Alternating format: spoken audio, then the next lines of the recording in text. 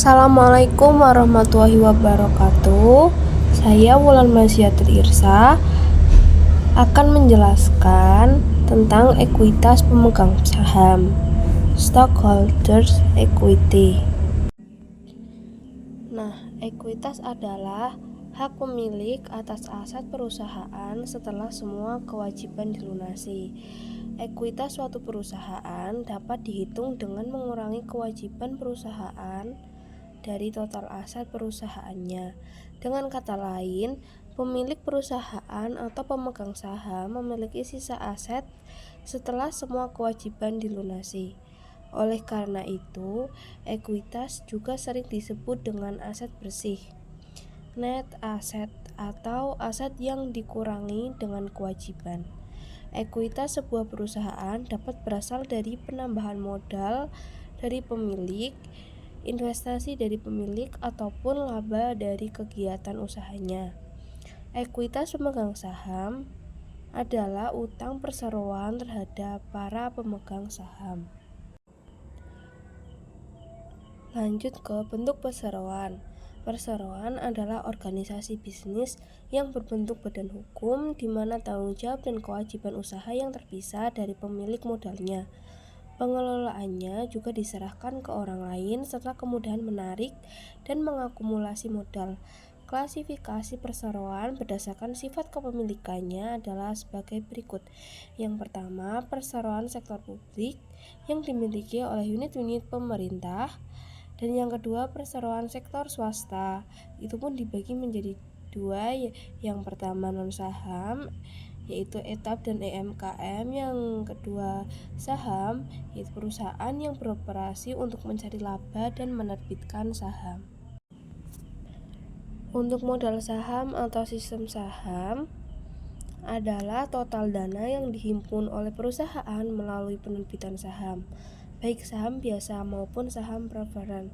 Sistem saham merujuk pada mekanisme dan aturan terkait penerbitan, perdagangan, dan kepemilikan saham dalam suatu perusahaan atau pasar modal. Ekuitas pemegang saham dalam suatu perusahaan umumnya terdiri dari sejumlah besar unit atau lembar saham. Setiap kepentingan pemilik perusahaan diwakili oleh sejumlah lembar saham yang dimiliki. Setiap saham memiliki hak dan keistimewaan tertentu yang hanya dapat dibatasi oleh kontrak khusus pada saat saham diterbitkan. Orang-orang yang memiliki saham dalam suatu perusahaan dapat menjual sahamnya ke pihak lain setiap saat dengan harga tertentu tanpa harus meminta izin dari perusahaan atau pemegang saham lainnya. Kepemilikan pemilik saham yang pertama ada saham biasa, common stock, residu perseroan yang menanggung resiko terbatas bila terjadi kerugian dan menerima manfaat bila terjadi keuntungan. Dan saham yang kedua ada saham preferen atau disebut dengan preference stock. Sahamnya memiliki hak khusus tertentu, yaitu memiliki hak prioritas untuk mengklaim laba. Lanjut ke modal perseroan. Ekuitas pemegang saham stockholder itu terdiri atas 3 bagian. Yang pertama yaitu modal saham, capital stock, dan yang kedua ada tambahan modal disetor, additional paid in capital, dan yang ketiga ada laba ditahan, retained earning. Dua kategori utama yaitu modal saham dan tambahan modal disetor merupakan modal kontribusi. Modal disetor adalah total jumlah yang disetorkan ke modal saham yang berasal dari pemegang saham. Sedangkan laba ditahan merupakan modal yang dihasilkan oleh perusahaan, modal yang dikembangkan jika bisnis berjalan dengan menguntungkan. Di sini ada saham biasa. Yang pertama ada saham dengan nilai nominal atau pari. PT Saputra menerbitkan 1000 lembar saham biasa dengan nilai nominal Rp500 pada tanggal 2 Januari 2025. Dijual 500 lembar saham dengan harga Rp850 secara tunai.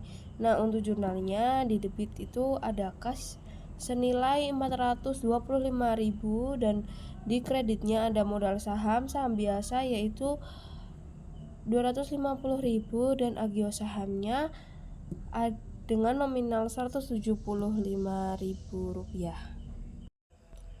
Oke, di sini ada saham tanpa nilai nominal. PT Jaya menerbitkan 10.000 lembar saham biasa namun tanpa nilai. Jika 500 lembar saham dijual dengan harga Rp1.100, buatkan jurnal pencatatannya.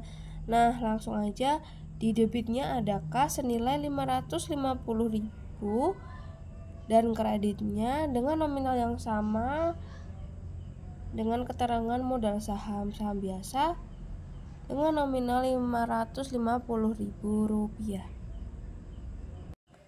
Lanjut ke soal selanjutnya. Saham yang diterbitkan disertai sekuritas lain dengan penjualan lump sum.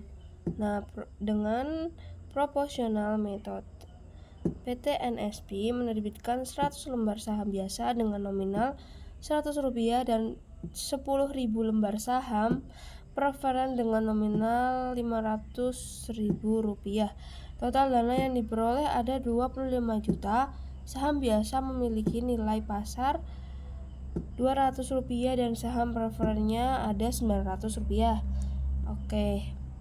Di sini bisa dilihat keterangan-keterangan yang lainnya dan ada untuk jurnalnya itu ada kas di debit dengan nominal 25 juta dan untuk kreditnya itu ada 4 ya teman-teman.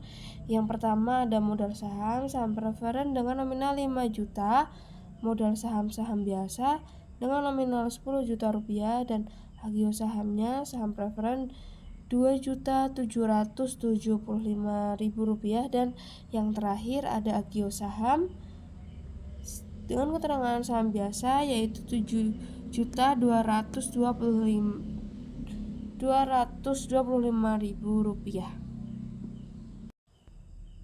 Nah, sekarang dengan incremental method. PT NSP menerbitkan 100.000 lembar saham biasa dengan nominal Rp100 dan 10.000 lembar saham preferen dengan nominal Rp500.000. Total dana yang diperoleh ada 25 juta. Saham biasa memiliki nilai pasar Rp200 dan untuk keterangannya sudah tertera di PPT. Untuk jurnalnya itu ada kas di debit dengan nominal 25 juta. Untuk kreditnya itu ada 3 ya teman-teman. Yang satu modal saham preferen dengan nominal 5 juta dan kedua ada modal saham biasa dengan nominal 10 juta dan yang ketiga ada agio saham biasa dengan nominal 10 juta yang jika ditotal di kreditnya ada 25 juta sama seperti di debit. Jadi balance ya teman-teman. Kita lanjut ke reakuisisi saham. Nah, kalau ada yang belum tahu reakuisisi saham itu, reakuisisi saham adalah penarikan kembali saham yang beredar dengan tujuan yang pertama untuk efisiensi pajak dari transaksi pembagian dividen ke pemegang, yang kedua untuk meningkatkan IPS dan ROE, yang ketiga untuk memberikan saham ke karyawan guna memenuhi kontrak kompensasi saham atau untuk keperluan merger, dan yang keempat untuk mengurangi jumlah pemegang saham, dan yang terakhir untuk stabilisasi harga saham di bursa efek. Untuk pembelian saham treasury ini ada 2 metode pencatatan. Yang pertama metode biaya atau cost. Saat dibeli saham treasury dicatat sebesar cost harga perolehannya. Saat dijual kembali saham treasury dicatat sebesar costnya. Dan untuk metode yang kedua itu ada metode nilai pari. Saat dibeli saham treasury dicatat sebesar nilai nominal dan agio saham di debit proporsional.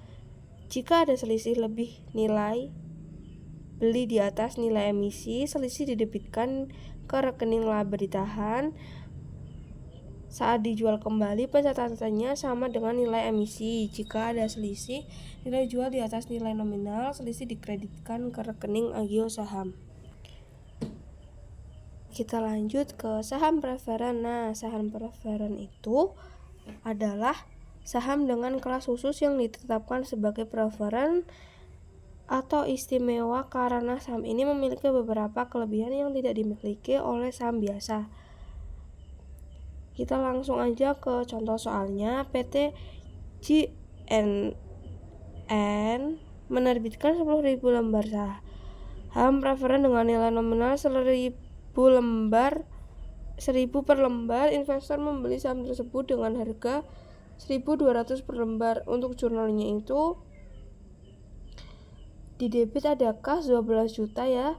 Terus untuk kreditnya ada modal saham preferen 10 juta dan agio sahamnya ada 2 juta. Antara debit dan kredit sama ya guys, 12 juta.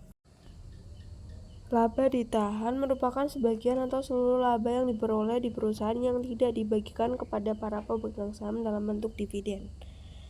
Nah, untuk dividen itu transfer sejumlah nilai dari perusahaan kepada pemegang saham atau pembagian laba ditahan kepada para ekuitas pemegang saham. Untuk dividen tunai atau kas, yaitu dividen yang dibayarkan kepada pemegang saham berupa uang tunai. Dividen properti itu dalam bentuk surat berharga perusahaan lain yang dimiliki oleh perusahaan atau aset selain kas. Untuk dividen hutang itu janji tertulis untuk membayar sejumlah tertentu di waktu yang akan datang.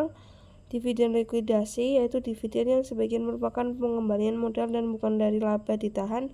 Dan yang terakhir ada dividen saham, yaitu pembagian tambahan saham tanpa menambah kas. Nah, itu saja ya untuk pembahasan materi ekuitas pemegang saham, stockholder equity.